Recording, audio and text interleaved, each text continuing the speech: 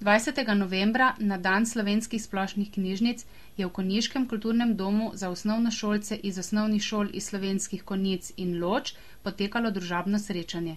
Učenci nižjih razredov so klepetali z ilustratorko Mojco Cerjak, ki živi in ustvarja v našem kraju.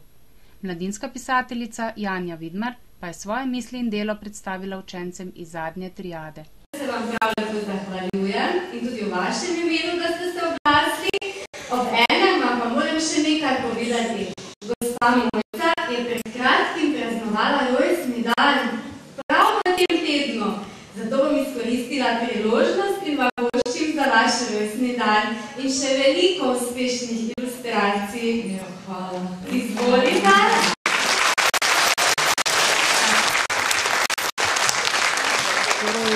Dan slovenskih splošnih knjižnic je seveda za vse nas Slovence pravzaprav eno zelo posebno obeležje. Mislim, da se pisatelji, knjižničari, založniki, knjigotržci tega dne še posebej želimo, da bi naše knjižnice obiskalo pravzaprav čim več bralcev. Mi pisatelji si seveda želimo, da bi pravzaprav v knjižnicah se trlo ljudi, recimo kot na naši zadnji nogometni tekmi. Želimo si, da bi bralci pravzaprav, ker ti bralci so ravno tisti, ki knjižnicam podelijo tisti čarobni duh, ne zgolj knjige, in če knjiga diši po branju, ne diši sama od sebe. Se pravi, bralci so tisti, ki jo jemljajo v roke in ki za svojimi izdihi, za svojimi mislimi, za svojimi vtisi puščajo pravzaprav v knjigah tudi svoj pečat. In jaz si kot bralka in kot avtorica strašno želim in mislim, da tudi grozno prizadevam, da bi pravzaprav v Sloveniji mogoče na svoj način vsak dan praznovali tak dan in da bi v naših knjižnicah se sicer trlo ogromno ljudi, ampak da bi prav toliko ljudi zašlo tudi v naše knjigarne in začelo knjige končno tudi kupovati. Pa če smem na koncu pristaviti še svoj piskarček, malce več knjig slovenskih avtorjev, pa malo manj prevodnih, pa mislim, da nas ni treba skrbeti za našo prihodnost.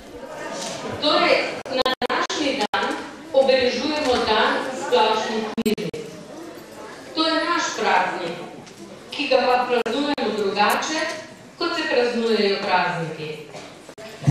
Na ta dan želimo naše uporabnike, starejše in vas mlajše, seznaniti z našim delom in drugimi dejavnostmi, ki jih izvajamo.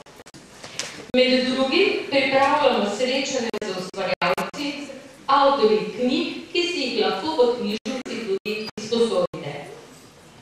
In eno takih srečanj je današnje, na katerih vas vse učence in vaše učitelje prav lepo pozdravljam. V goste pa smo povabili pisateljico, ki jo vsi že dolgo poznamo in verjamem, da jo tudi vi dobro poznate, mogoče ne osebno, prav gotovo pa poznate njena številna dela, ki ste jih že prebrali in seveda, ki jih v naši knjižnici tudi izposojamo. Naša današnja gostja pa v naši knjižnici ni prvič. Že v maju letos smo se v okviru knjižnih čajank za odrasle od srca nasmejali njenim dogodivščinam iz mladosti. In prepričana sem, da bo tudi tokrat zabavno z njo. Prisrčno pozdravljam gospod Janjo Vidmar in mislim, da se še enkrat zasluži aplavz.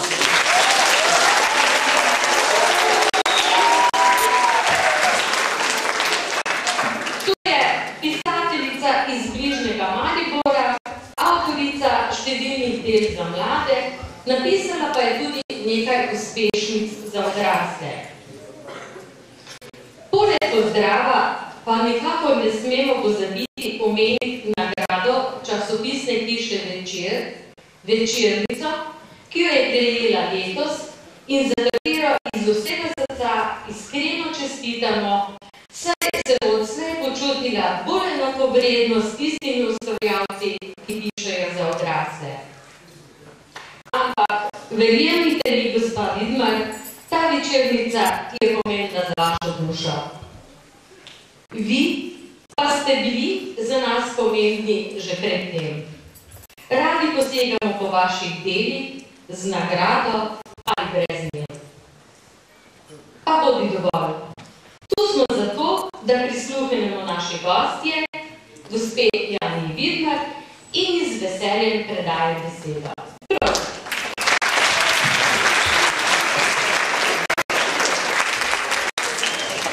Edini problem je zdaj ta, da vas jaz ne vidim, ne?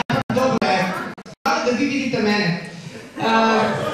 Kakorkoli začela bom tako štajersko, kot se drugače ne da. Vi veste, da je Slovenija zmagala, ne?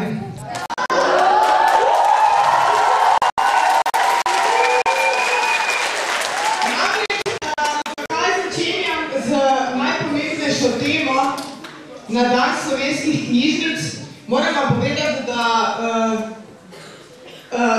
se da na videz združiti tudi nezdružljive stvari med sabo, ne, knjige in žogo. Zdaj sem se ravno vrnila včeraj zvečer z ene literarne turneje. V Sloveniji se nahaja še zmeraj ena zelo popularna nizozemska avtorica Marjolein Hof in z njo smo prekrižarili ta teden Slovenijo.